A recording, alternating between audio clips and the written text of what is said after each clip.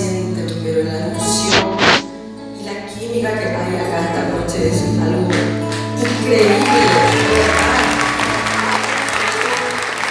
Es cierto lo que decían mis compañeras hace un rato, Marisa, vos abriste tantos caminos para la mujer en la música del Paraguay.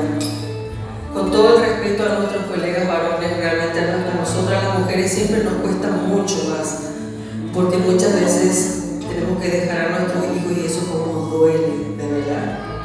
Pero lo hacemos porque amamos nuestro arte, amamos nuestra música.